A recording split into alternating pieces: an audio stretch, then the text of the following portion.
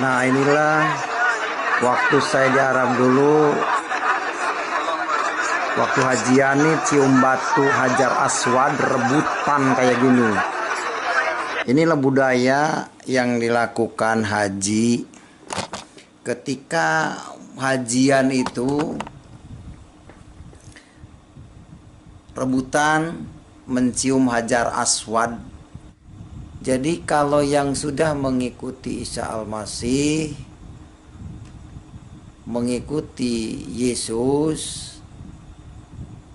itu sudah punya kepastian kembalinya kepada Allah. Karena tertulis di Al-Quran.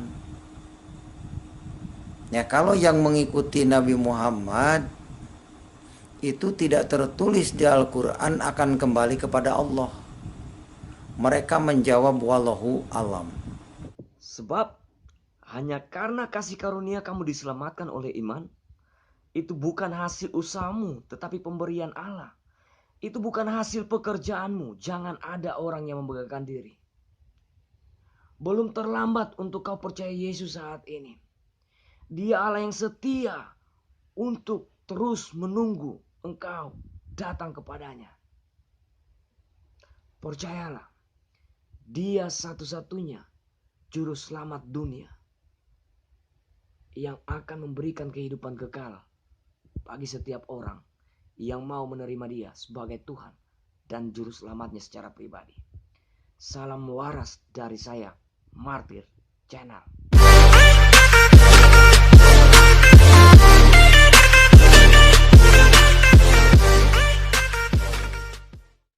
Shalom. Salam sejahtera dalam kasih Tuhan kita Yesus Kristus. Terpujilah Allah Tritunggal kekal selama-lamanya. Amin. Guys, siapakah juru selamat yang tertulis di dalam Al-Quran? Simak video ini. Bapak Murtadin Muhammad Cornelius KC akan memberikan jawabannya dalam video berikut ini. Oke guys, jangan lupa like, comment, share, and subscribe channel ini agar bisa memberkati lebih banyak orang dan banyak jiwa datang dibawa kepada Tuhan. Selamat menyaksikan. Tuhan Yesus memberkati kita semua. Amin. Nah, inilah waktu saya di Arab dulu, waktu hajian nih cium batu Hajar Aswad, rebutan kayak gini. Inilah budaya yang dilakukan haji. Ketika hajian itu rebutan mencium Hajar Aswad, mencium Ka'bah. Ka'bah itu batu, Hajar Aswad itu batu hitam. Hajar bahasa Arabnya itu hajar, bahasa Indonesianya batu. Aswadun bahasa Arabnya aswad, itu bahasa Indonesianya hitam. Jadi Hajar Aswad itu batu hitam. Nah, batu hitam inilah yang dijadikan tumpuan orang Islam beribadah. Pusat kiblat yaitu Ka'bah. Padahal di dalam rukun iman dijelaskan, yang pertama amantu billahi, iman kepada Allah. Yang kedua wa malaikatihi, iman kepada para malaikatnya Allah. Yang ketiga wa kutubihi, iman kepada kitab-kitabnya Allah. Ya, yang disebut kitab Allah apa saja? Yang pertama Taurat, yang kedua Zabur, yang ketiga Injil, yang keempat Quran.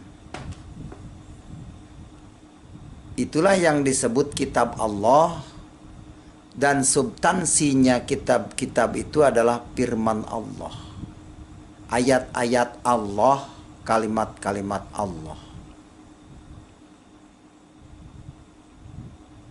Di dalam rukun Islam, rukun iman, tidak disebutkan hadis kitab Allah. Tidak disebutkan fikih kitab Allah. Apalagi ijma dan kias. Ijma dan kias sama dengan fatwa ulama. Tidak termasuk kitab Allah. Karena semuanya itu hadis, fikih, ijma, dan kias itu karangan para ulama. Saudara, karangan para ulama. Selama ini umat Islam itu taat kepada para ulama. Sehingga orangnya yang bebal, yang tidak cerdas, susah untuk menerima kebenaran dari Taurat dan Injil. Karena memang sudah didoktrin bahwa Taurat dan Injil itu sudah dipalsukan. Padahal sebetulnya bukan dipalsukan. Taurat dan Injil itu adalah kopian firman Tuhan. Karena yang berfirmannya sudah ke sorga. Kembali lagi kepada Allah. Di mana ayatnya yang mengatakan bahwa Isa kembali kepada Allah? Surat Al-Imran ayat 55 menjelaskan, Id qallallah ya Isa ini mutawafika wa rafi'uka wa mutahhiruka minal ladzina kafaru wa ja'ilul ladzina tabauka fawqal ladzina kafaru ila yaumil qiyamah tsumma ila marji'ukum. Yang artinya, ingatlah ketika Allah berfirman. Surat Al-Imran 55 ayat 55 ini mengatakan Allah yang berfirman. Kepada siapa Allah berfirman? Hai Isa, kepada Isa. Sesungguhnya aku akan menyampaikan kamu kepada akhir ajalmu dan mengangkat kamu kepadaku serta membersihkan kamu dari orang-orang yang kafir. Kalau melihat ayat ini, selain Isa dan pengikutnya adalah kafir. Dan menjadikan orang-orang yang mengikuti kamu Isa di atas orang kafir hingga hari kiamat. Jadi pengikut Isa itu akan di atas orang kafir sampai hari kiamat. Summa ilayya marji'ukum, kemudian hanya kepada akulah kembalimu, kata Allah. Jadi kalau yang sudah mengikuti Isa Al-Masih, mengikuti Yesus, itu sudah punya kepastian kembalinya kepada Allah. Karena tertulis di Al-Quran. Ya, kalau yang mengikuti Nabi Muhammad itu tidak tertulis di Al-Quran akan kembali kepada Allah. Mereka menjawab wallahu alam. Karena apa? Di Al-Quran tidak tercatat nama Muhammad bin Abdullah. Tidak tercatat. Tidak ada nama Abdullah di Al-Quran. Tidak ada nama Aminah di Al-Quran. Jadi Muhammad bin Abdullah tidak ada. Muhammad sallallahu alaihi wasallam juga di Al-Quran tidak ada. Yang ada hanya kata Muhammad saja. Muhammad bukanlah bapak-bapak dari seorang laki-laki di antara kamu. Muhammad hanyalah utusan Allah, penutup segala nabi. Itu kronologisnya bagaimana bisa muncul nama Muhammad itu? Jadi di Al-Quran susunan rincian silsilah Muhammad bin Abdullah itu tidak jelas di Al-Quran. Oleh karena itu saudara, mari hijrah kepada Taurat dan Injil yang sudah jelas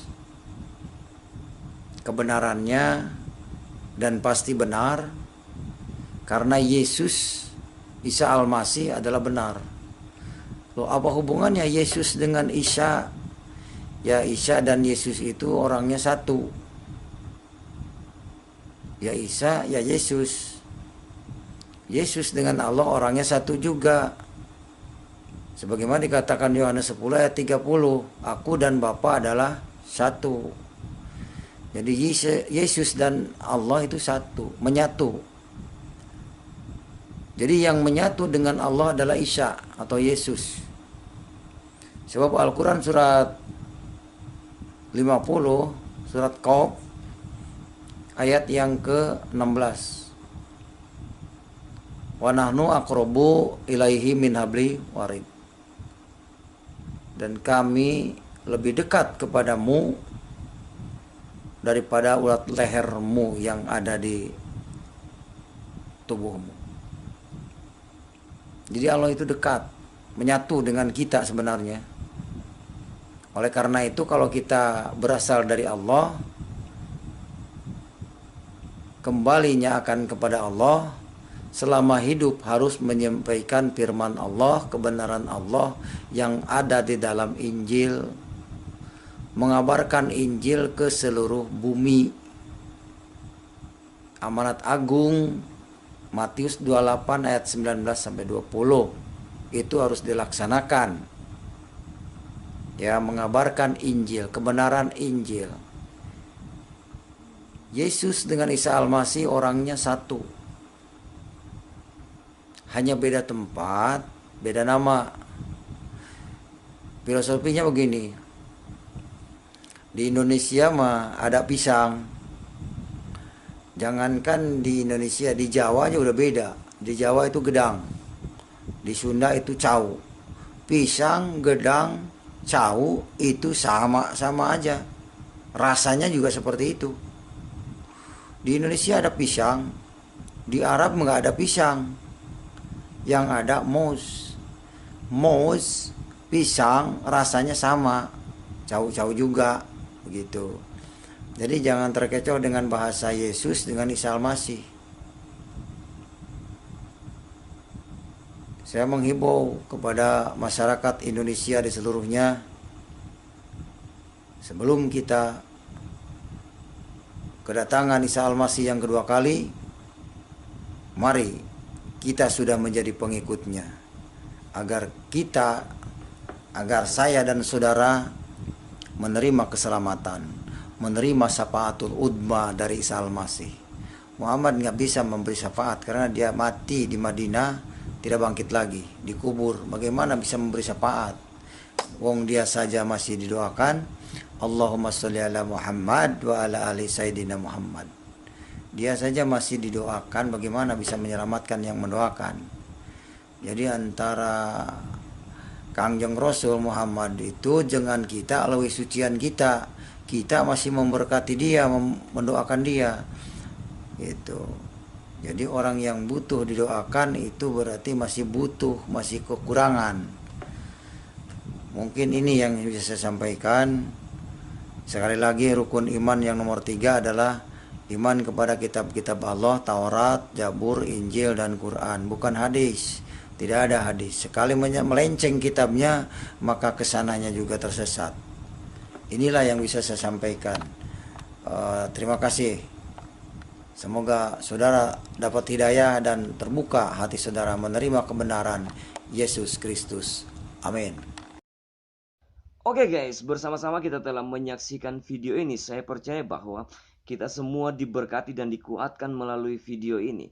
Saya tidak akan memberikan komentar terlalu banyak terhadap video ini karena sudah cukup jelas apa yang dipaparkan oleh Bapak Muhammad Cornelius KC ini. Saya memberikan kesempatan buat saudara untuk menilai sendiri melalui komentar-komentar saudara. Yang pastinya komentar-komentar saudara berikan ya komentar-komentar yang terbaik dan tidak menyakiti orang lain dan tidak menyinggung perasaan orang lain, supaya melalui komentar-komentar saudara banyak orang diberkati dan banyak jiwa lebih mengenal Yesus Kristus melalui karakter hidup saya dan saudara. Oke guys, saya mengajak untuk setiap kita terus mendukung pelayanan dari Bapak Muhammad KC ini. Dukung di dalam doa. Jikalau ada di antara saudara-saudara yang menyaksikan video ini terbeban untuk membantu atau menolong pelayanan dari Bapak Muhammad KC ini, silakan hubungi langsung Bapak Muhammad KC. Dan saya berharap bahwa apapun yang kita berikan dengan ketulusan hati, itu akan membuahkan yang terbaik untuk pelayanan dari Bapak Muhammad KC ini. Oke guys, terima kasih telah menyaksikan video ini. Tuhan Yesus memberkati kita semua. Amin.